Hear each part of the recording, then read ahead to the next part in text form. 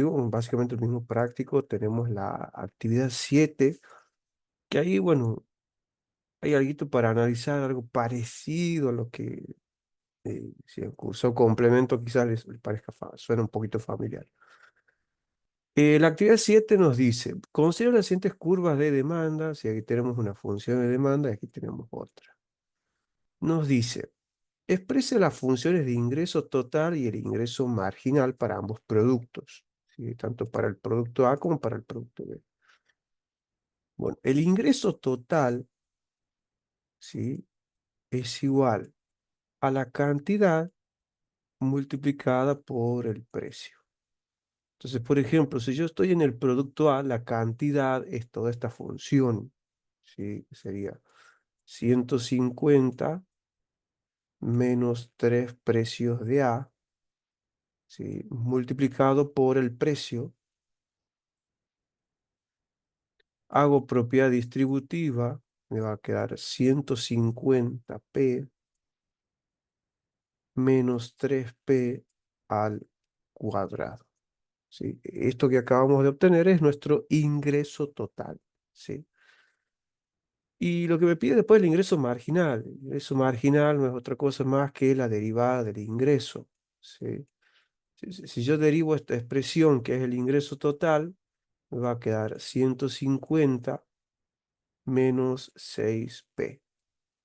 6p porque el 2 bajaría multiplicando el 3, ¿sí? Se quedaría 6 y con p con menos un grado a la 1, el 1 no se lo suele poner, ¿sí?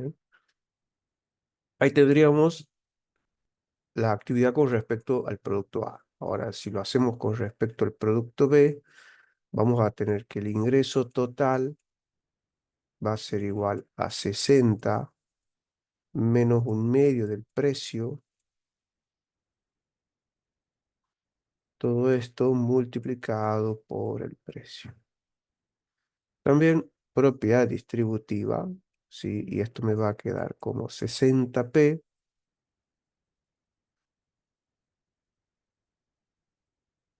menos un medio de p cuadrado.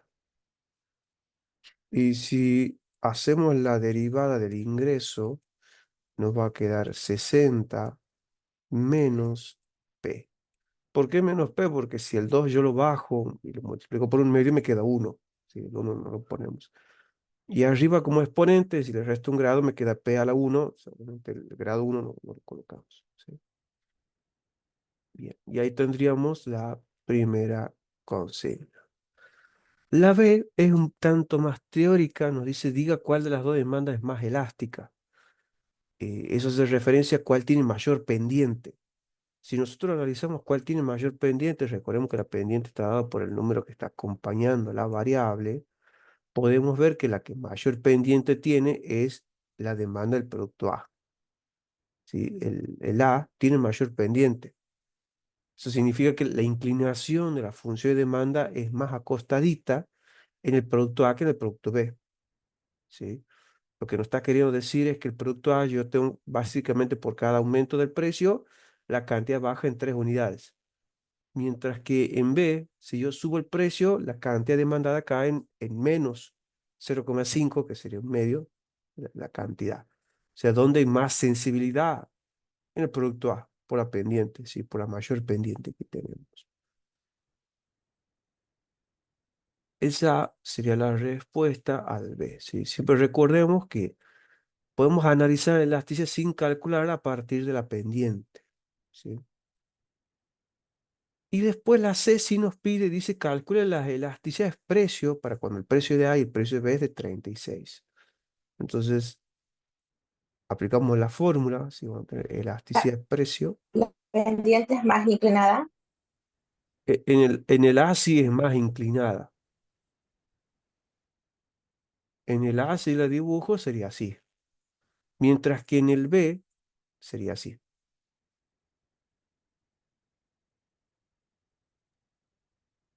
Bien, perfecto. Este es A y este sería B. ¿Cuál es más empinada? La A. Bien. Volviendo con la C, nos dice calcular la elasticidad, pues recuerden que la fórmula es el valor absoluto de la variación de cantidad, ¿sí? Sobre la variación del precio multiplicado por el precio dividido la cantidad.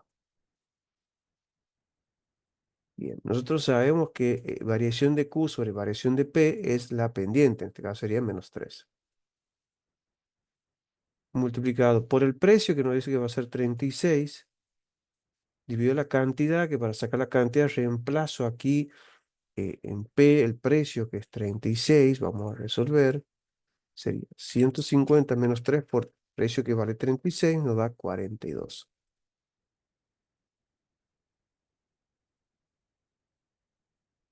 Entre valores absolutos y bueno, resolvemos el cálculo. Sería 3 por 36 dividido 42 nos da 2,57. Esa es la elasticidad precio para el producto A. Si hacemos lo mismo para el producto B, elasticidad precio es igual al valor absoluto de la variación de la cantidad sobre la variación del precio multiplicado el precio dividido la cantidad.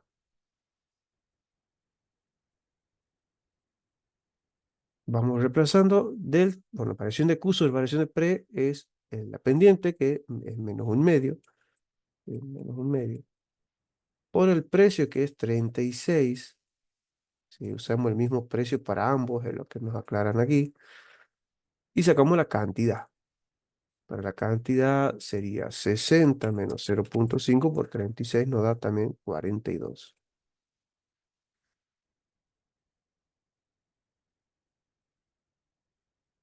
Resolvemos. Tenemos 0,5 por 36 dividido 42 es 0,42.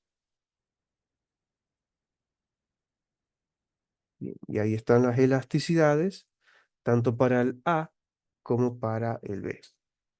Pues ve, por ejemplo, que antes, ¿sí? En el B habíamos visto cuál era más elástica por la pendiente. Ahora con un ejemplo, ¿sí? Cuando nos dan un precio y nos piden que saquemos elasticidad, fíjate que el A es más elástico. ¿Sí? Tiene una elasticidad de precio muchísimo mayor al producto B. ¿Sí? Haciéndolo de forma comparativa. Bien. Fíjate que básicamente como que se repite lo mismo. Igual eso como que, igual eso como usted decía, eso lo podremos ver con la pendiente, o sea, Claro, coincide, eh, o no puedes, necesariamente. a ver, podemos ver qué tan sensible es por la pendiente, sí, pero hallar exactamente la sensibilidad, ahí sí hay que hacer el cálculo. Obviamente guarda una relación, sí, entre uno y otro, pero para saber bien qué tan sensible es, o sea, ya pidiendo números, lo calculamos, pero sí, guarda una relación con las pendientes. Porque fíjate que el A me decía que la pendiente era -3, pero aquí yo saco 2,57. ¿Sí? Y el B me decía que es -0,5 y a mí me sale aquí 0,42.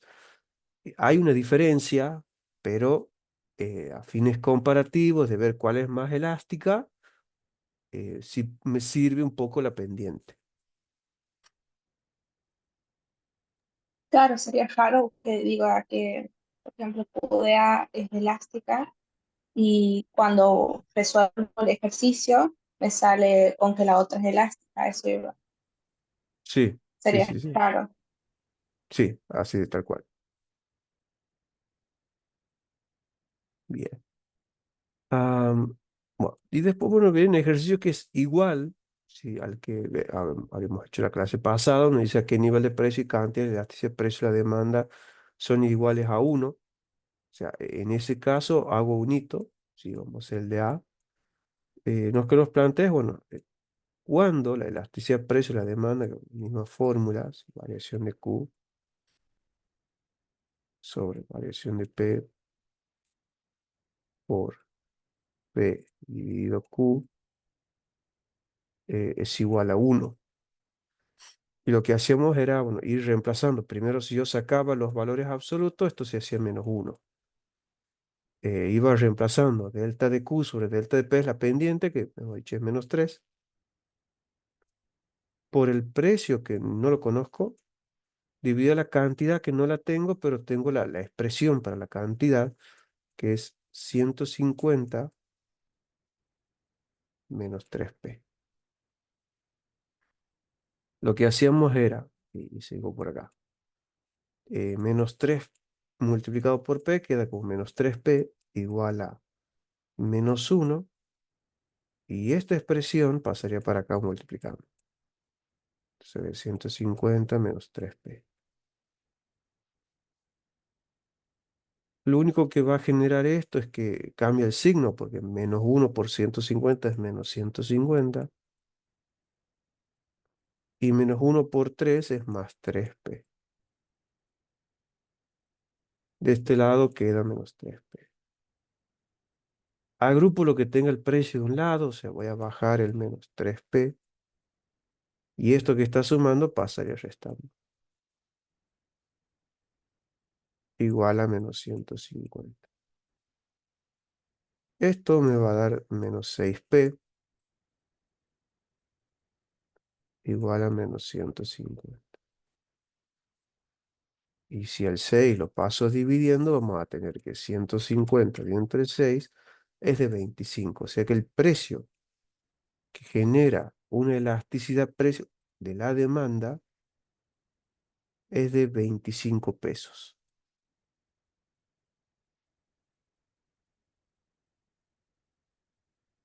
Sí, al precio de 25 pesos, la elasticidad precio de la demanda es 1. Y si quiero saber la cantidad, reemplazamos en la función, ¿sí? Cantidad de A, reemplazo, ¿sí? Entonces voy a tener 150 menos 3 y en vez de poner P, vamos a poner lo que acabamos de calcular, 25. Si resuelvo, voy a tener 150 menos 3 por 25, me da 75. Entonces, esto es 75. Con lo cual, al precio de 25 y a una cantidad de 75, mi elasticidad precio de la demanda es igual a 1. Que esto, bueno, se hace de la misma manera para el bien B, obviamente ya con esta función de demanda. Esto, como pueden ver, los ejercicios que piden en cuanto a qué es el nivel de precio y cantidad de sea igual a 1, fíjese que es muy mecánico, ¿sí? Se pone la pendiente por P y abajo se repite la función de demanda, se pone menos 1 y etcétera. Sí, sí. Básicamente los mismos pasos una y otra vez. Y bien. Después, aquí el 8 y el 9 son preguntas teóricas, ¿sí? Que están más que nada, van por la mano de la elasticidad y cómo se relaciona con el gasto. Fíjese que el 8 dice, un aumento de la cantidad de demanda de Z, ¿sí? Conducirá siempre a un incremento en el gasto de ese bien, ¿sí? Fíjese que dice, aumenta la cantidad demandada.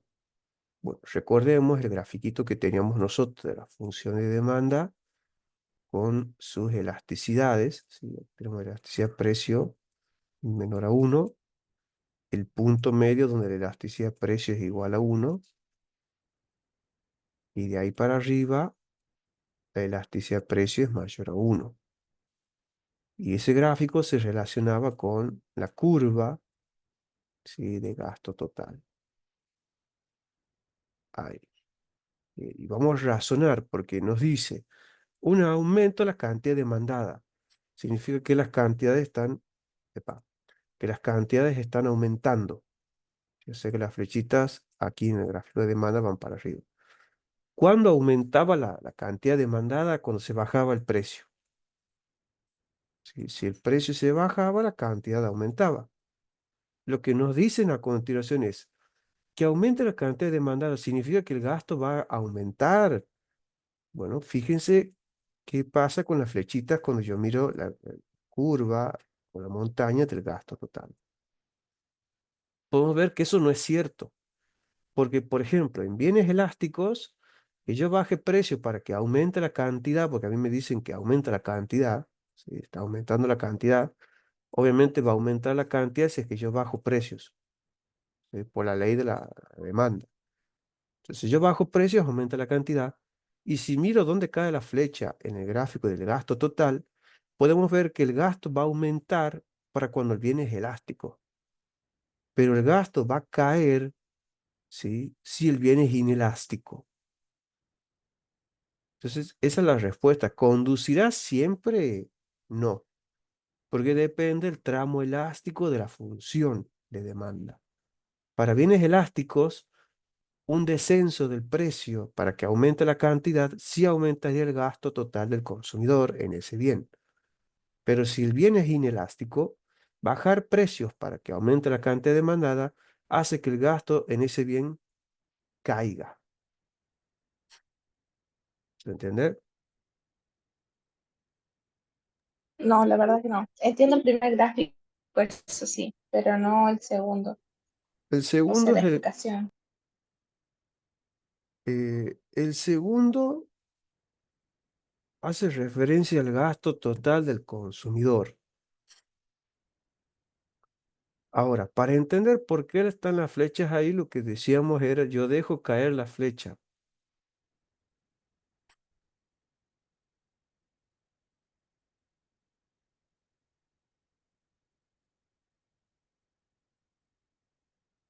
Yo tengo un gráfico. Línea punteada, ¿por qué? Porque el gasto del consumidor llega a su máximo cuando la elasticidad precio de un bien es igual a uno.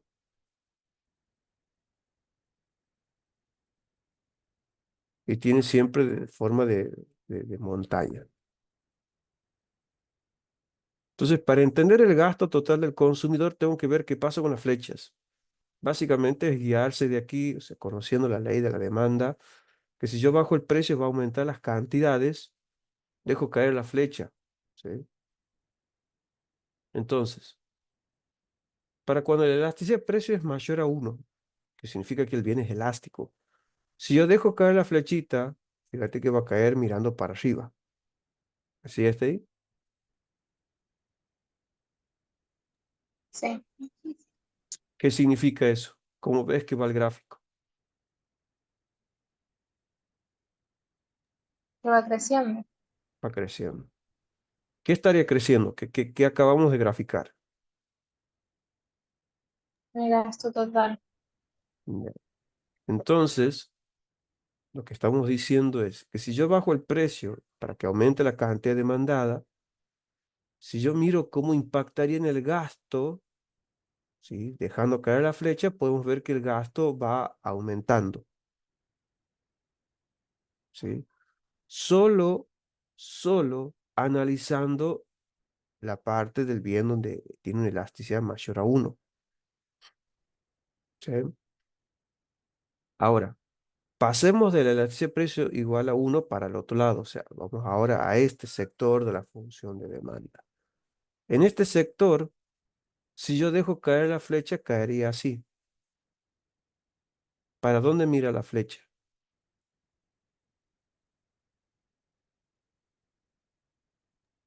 Hacia abajo va creciendo. Hacia abajo, se va cayendo. O sea que haber bajado precio para que la gente consuma más hace que el gasto de la gente en ese bien vaya mermando. ¿Qué es el ejemplo que ponemos en el caso, por ejemplo, de la luz? Si EDS decide bajarme la boleta de luz, la tarifa, yo voy a consumir más luz porque lo miro relativamente más barato.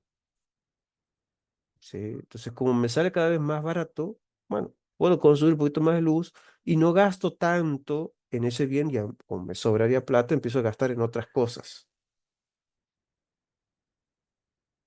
Entonces, esa es básicamente la forma de entender el gráfico del gasto total.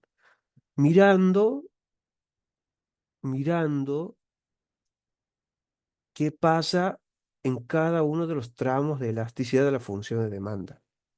Miro las flechas y las dejo caer para ver cómo queda, si cae para arriba o cae para abajo.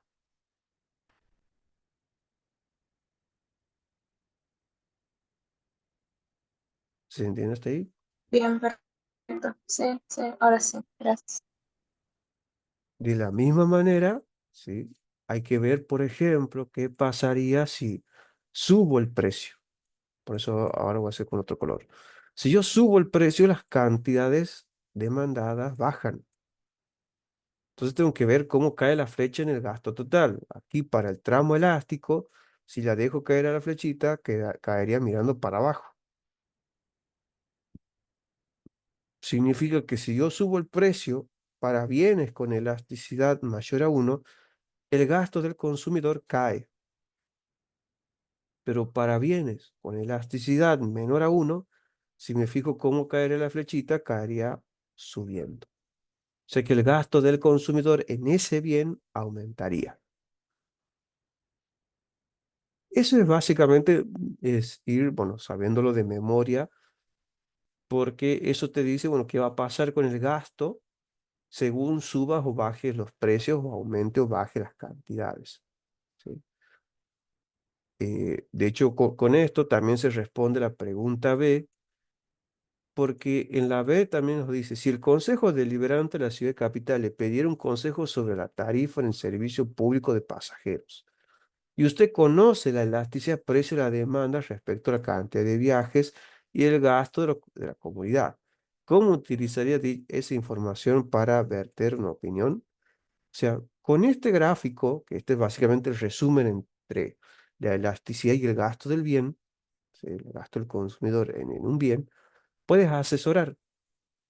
Entonces, si mi producto es el boleto del colectivo, que es eso lo que básicamente está diciendo, y bueno, puedo decir, miren, si la gente es muy sensible al cambio de precio del bien, puede ser que yo le baje el precio al pasaje de colectivo y entonces puedo ver que la cantidad de demanda va a aumentar.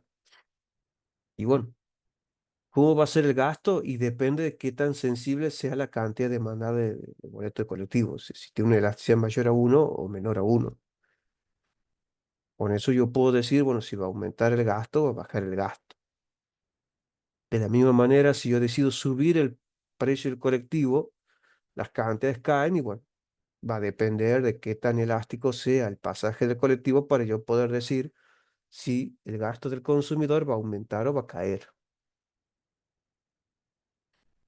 Obviamente que aquí no sabemos qué tan elástico puede ser el pasaje de colectiveros, pero esa es la información que puedes decir, ¿sí? Que dependiendo del tipo de elasticidad que tenga el bien, podemos decir si el gasto total del consumidor va a mermar o bajar según si yo subo o baje los precios.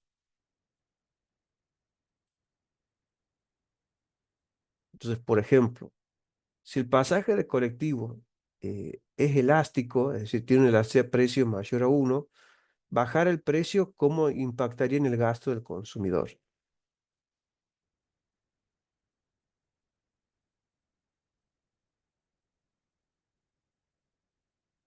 ¿Sí? Tiene una elasticidad mayor a uno y encima estamos subiendo el precio del colectivo. ¿Cómo impactaría en el gasto del consumidor en ese bien? Según el gráfico que tenemos.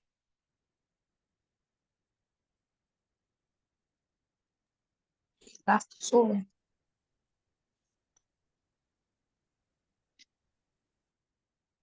Fíjate, estamos aumentando el precio. O sea, tienes que fijarte las flechitas rojas.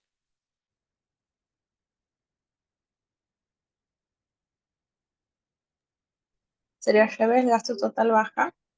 Claro, el gasto total baja. Entonces, por eso lo hacía de diferente color, ¿sí? Porque todo depende si subo o bajo los precios. Fíjate que cuando yo bajo los precios lo he puesto con azul y cómo impacta con azul en el gasto total. Mientras que si yo subo precios, está con rojo y fíjate cómo impacta en el gasto total. Obviamente he aclarado cuál es la elasticidad y que estoy subiendo precios para que puedas dar una opinión.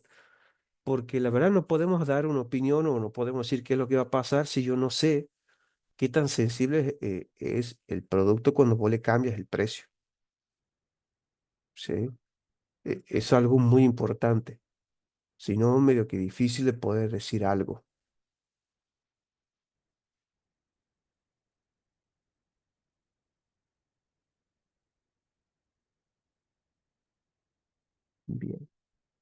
¿Se entiende hasta ahí más o menos? Esto por las dudas eh, hay que tenerlo de memoria porque puede ser que pida algo parecido.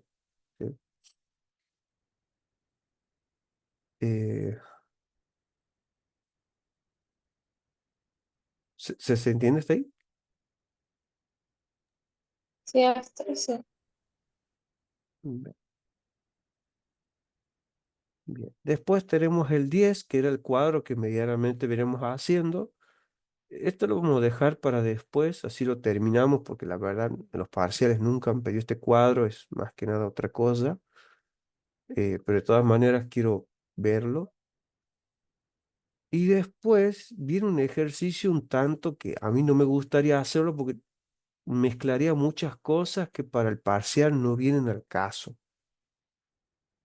¿Por qué digo que no viene al caso? Porque, por ejemplo, vamos a leerlo para que puedas ver qué cosas raras hay, que bueno, aquí se nota que los profes han copiado y han pegado de un libro y no se han puesto a leerlo detenidamente, porque les dice, la curva de demanda para el bien X está dada por, bueno, que tenemos una función de demanda, hasta ahí todo bien. Suponga que el bien X es producir una industria competitiva. Esto ya cambia muchas cosas. Cuya curva de oferta a largo plazo es perfectamente elástica al precio de 5. ¿Sí? Ahí básicamente ya nos cambia todo porque nos está diciendo que es competencia perfecta, el precio es perfectamente elástico, etcétera. Eh, Podríamos hacerlo, pero quizás quede un poco en el aire algunas cosas que recién vamos a ver en segundo parcial, como por ejemplo que es perfectamente competitiva y curva de oferta a largo plazo perfectamente elástica. Y, ¿qué significa esto? Que en realidad la oferta es la cantidad que yo quiera, pero el precio de 5 pesos. ¿Sí? 5 por Q básicamente. Puedo ofrecer lo que yo quiera al precio de 5. ¿Sí? Lo primero que nos dice es determinar el nivel de producción que debe ser producido en la industria. ¿Qué significa? Que tengo que igualar la demanda con la oferta. ¿Qué es lo que pasa? Que la oferta son 5 pesos, porque básicamente yo puedo ofrecer todo lo que yo quiera a 5 pesos. Y la demanda está aquí, ¿sí? Que es 53 menos Q.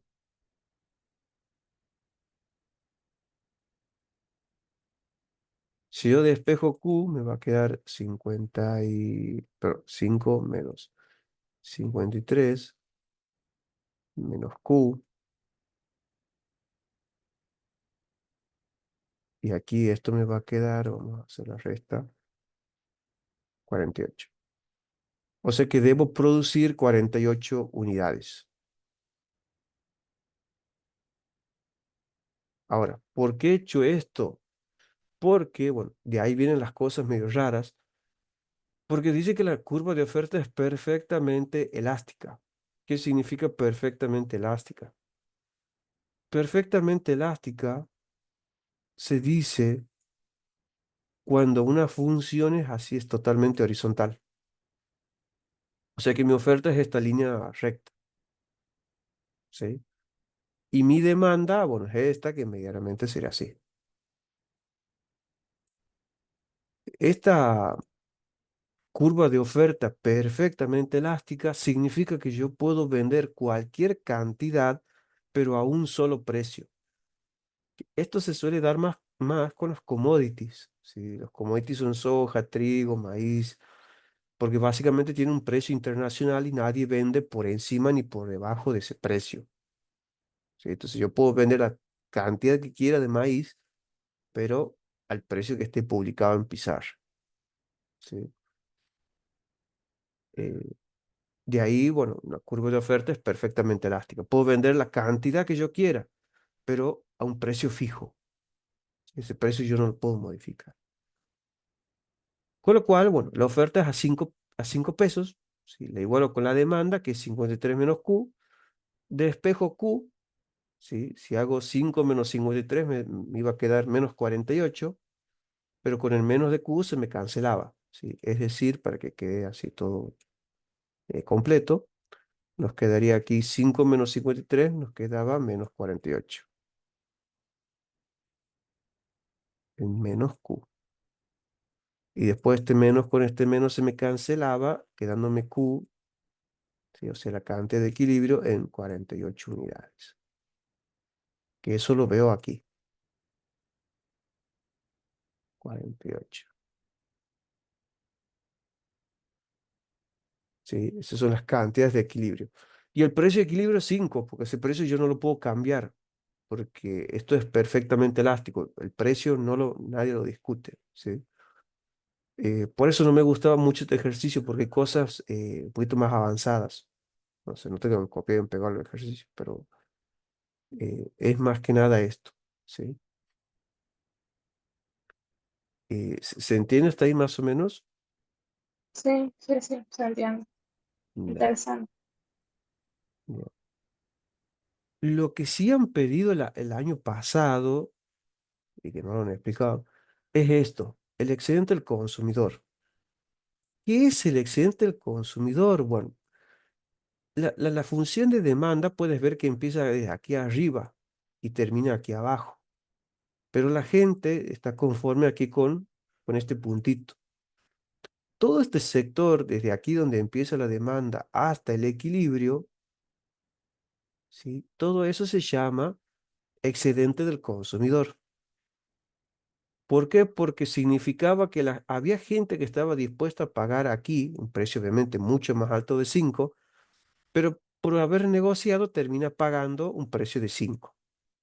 Y porque fíjate que para todos los puntitos que estaban arriba de 5 el precio era mayor.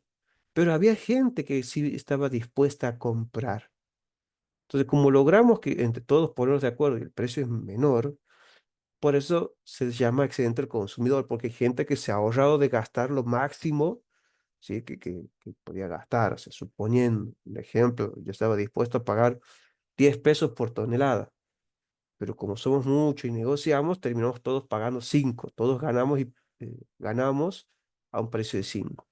Entonces yo gano o me ahorro haberme gastado 5 pesos de más, porque casi pagaba 10. Nosotros económicamente eso lo llamamos excedente del consumidor. ¿Cómo se calcula el excedente del consumidor? Es una fórmula sencilla, ¿sí? El excedente del consumidor, donde nosotros lo que hacemos es multiplicar el precio por la cantidad de equilibrio, ¿sí? Es el precio de equilibrio por la cantidad de equilibrio dividido entre 2. Precio de equilibrio 5, ¿sí? Que no lo podemos cambiar. Cantidad de equilibrio 48, que es lo que acabamos de sacar, y eso se lo divide entre 2. Entonces sería 5 por 48 dividido entre 2, 120. O sea, 120 pesos es lo que yo me ahorro por el hecho de que hemos negociado y terminamos todos pagando un precio menor. ¿Se entiende? Sí, sí, se entiende. Vea.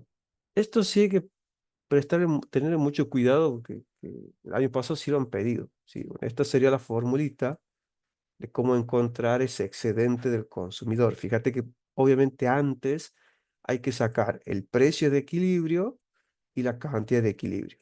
¿Sí? Y después se divide entre 2. ¿Por qué? Porque como es un triángulo rectángulo en realidad, ¿sí? Que sería la base que es 48 y la altura que es 5.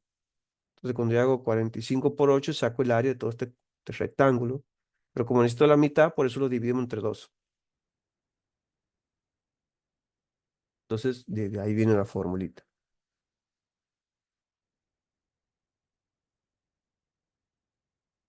Bien. Perfecto. Después, bueno, el punto 12 nos dice, considere el mercado de la carne de vaca cuya demanda, y aquí tenemos una función de demanda, siendo cantidad demandada la cantidad demanda de kilos por semanales, ¿sí? Y P el precio en pesos. La oferta de carne vacuna, tenemos la oferta, donde QS es la cantidad ofrecida. Nos pide que calculemos el equilibrio y hagamos un gráfico. Y después uno dice, un aumento de la medida sanitaria de los mataderos frigoríficos conduce a un incremento de los costos de producción de la carne, por lo cual la oferta disminuye y nos da una nueva oferta, que nos pide básicamente que calculemos el nuevo equilibrio. Bien, aquí, sin hacerlo, ¿te das una idea de qué es lo que nos pide? O sea, en el punto A, ¿qué debería de hacer?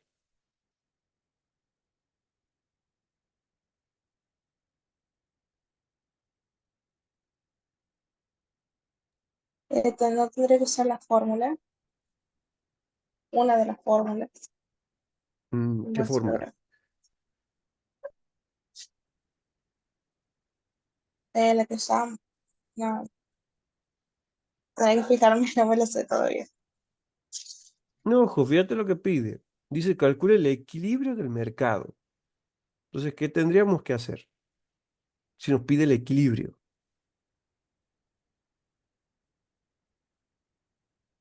¿Cuándo había un equilibrio? Cuando la cantidad demandada y la ofrecida coincidían.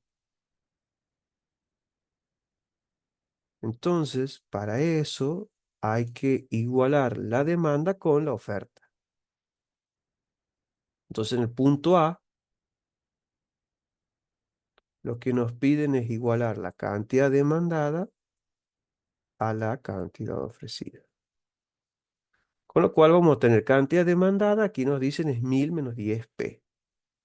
1000 menos 10P igual a la oferta, que es 10P menos 200. ¿Sí? Despejamos, entonces nos va a quedar 1000 menos 200 igual a 10P, y este 10P que está restando pasaría sumando. ¿Sí? 10P. Esto nos va a dar 20P y aquí nos va a dar 800. El 20 pasaría dividiendo, ¿sí? Y nos va a quedar 40. O sea que el precio de 40 hay un equilibrio en el mercado. Reemplazamos en la demanda y la oferta para ver si coincide, ¿sí? Porque siempre hacemos eso para ver si coincide. Entonces vamos a tener 1000 menos 10 por 40 nos da 600, esa es la cantidad demandada, 600. Y la oferta también nos tiene que dar 600. ¿Sí? Entonces aquí sería 10 por 40 menos 200. Me parece que no va a coincidir, ¿no? 200 da. A ver, 1000 menos 10 por 40, 600. Y, ajá, no, aquí hoy, a ver, no sé, 10, 200. Ah, aquí un error. Este 200 estaba restando y yo le paso restando. Va sumando, ¿sí? Por eso siempre hacemos la verificación para ver si en algún momento no nos mandó una macana. Entonces aquí va a ser 1200 y esto va a ser 20P. Ahora sí, el 20 lo paso dividiendo, aquí me va a dar 60.